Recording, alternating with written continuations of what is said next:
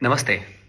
हिंदुस्तान में रात के 3 बजे हैं। हमने सोचा राहुल गांधी तो विदेश में हैं, कुछ ना कुछ कर ही रहे होंगे रात को, तो हम भी थोड़ी मेहनत कर लेते हैं।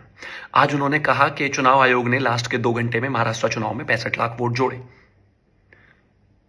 खबर अधूरी और गलत है। दरअसल 2019 में महाराष्ट्र विधानसभा चुनाव में 43 लाख वोट जोड़े गए, 2014 में 28 लाख वोट जोड़े गए, 2009 में 30 लाख वोट जोड़े गए और 2004 में महाराष्ट्र विधानसभा में 29 लाख नए वोटर जोड़े गए। पिछले 5 विधानसभा चुनाव में लगभग समान संख्या में वोटर जोड़े गए। कांग्रेस ने कभी सवाल नहीं उठाया क्योंकि वो चुनाव जीत रहे थे। जैसे ही चुनाव हारे, बहाना बनाना शुरू कर दिया। महाराष्ट्र की जो नई वोटर लिस्ट बनी है, इसमें भी कांग्रेस की सहमति शामिल थी। नेताओं से सहमति के बाद ही वो वोटर लिस्ट को आगे बढ़ाया गया। वोटर लिस्ट के जो बदलाव थे वो भी सभी दलों की सहमति के बाद हुए हैं और इसके लिए चुनाव आयोग ने करीब 60 उदाहरण उनको दिए। साथ साथ में कांग्रेस का आरोप था कि भाई 50,000 वोटर जो हैं 50 सीटों पर जोड़े गए, हर सीट पर 50,000। आरोप बिल्कुल गलत है और यह कहा गया कि उन 50 में से 47 भाजपा ने जीती। बिल्कुल ठीक नहीं है ये।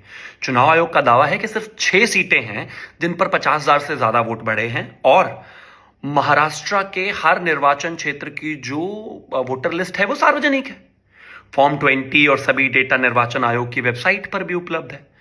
प्रति विधानसभा में औसतन करीब 2800 2800 वोट जोड़े गए और 2800 वोट हटाए गए, मतदाताओं को हटाया गया और ये उनका मृत्यु होने की वजह से, ट्रांसफर या डबल रजिस्ट्रेशन होने की वजह से हटा। नाम हटाने की जो प्रक्रिया है उसमें भी कांग्रेसी शामिल थे।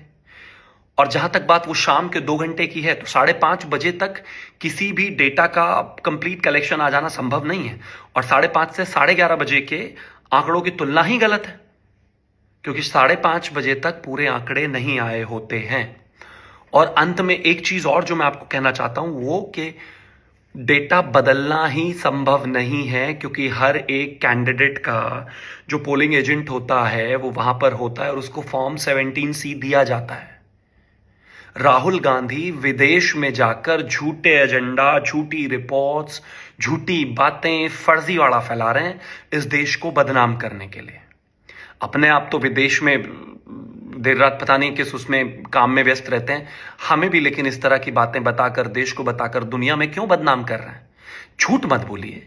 पिछले 5 विधानसभा चुनाव से लगातार इस तरीके से वोट परसेंटेज बढ़ी है, वो सब आपके सामने है। वोटर लिस्ट पर कांग्रेस नेताओं की सहमति है, जितने वोट कटे उन पर भी नेताओं की सहमति है।